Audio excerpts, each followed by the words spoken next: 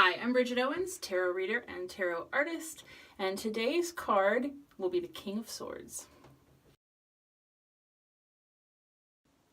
As a king card, as a face card, this card often represents a person, or at least a personality, a set of traits or skills that can be applied to a person.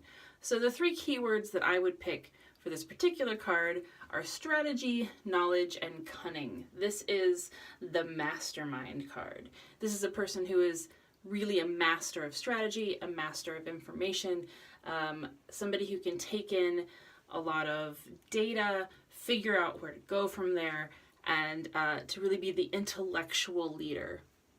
The reversed card is someone who doesn't use that leadership, that intellectual leadership for good. So the three keywords that I would pick for the reversed card are control, censorship, and coercion. This is the authoritarian card. This is the leader who uses information, uses knowledge, uses ideas to benefit themselves and probably not everybody else.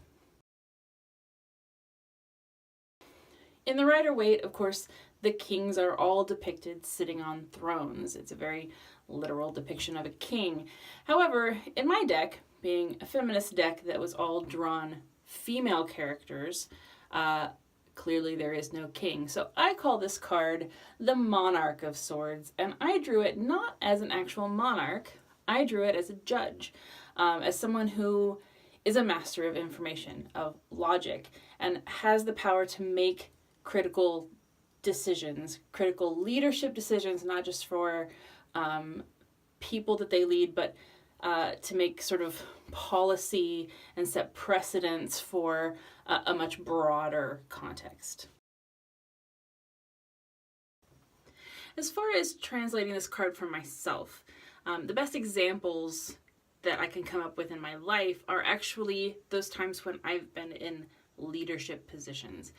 And particularly those where I've been given the responsibility or offered or have asked for the responsibility of starting, growing, kind of getting an organization or a group from a very beginning stage point to somewhere else, and having to strategize how to get there, how to lead people, how to recruit people, all of that stuff, and feeling the pressure to lead, to strategize, to be that person with the answers.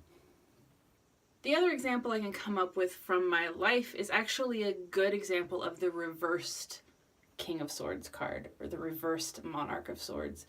And it was a particular boss that I worked under in a situation where the corporate system in which we worked, she was on sort of the corporate end of the dividing line, and I was in the lower part.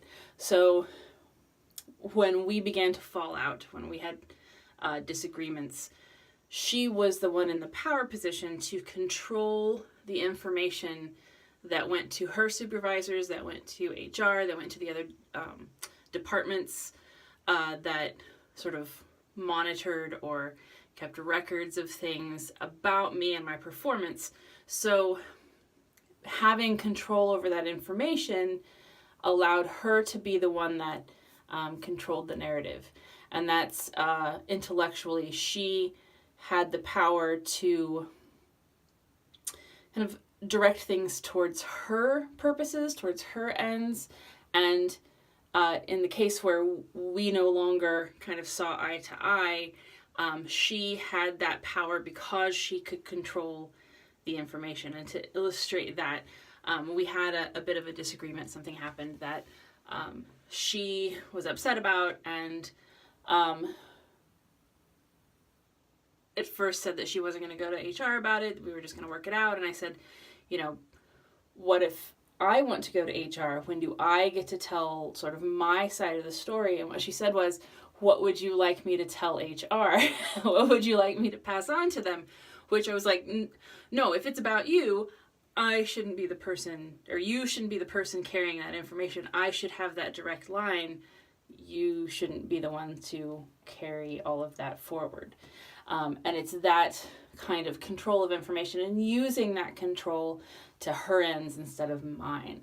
That's the best example that I've experienced of many of leaders who use information, use the paths along which information and opinions and decision making happens to their own ends at the detriment of others.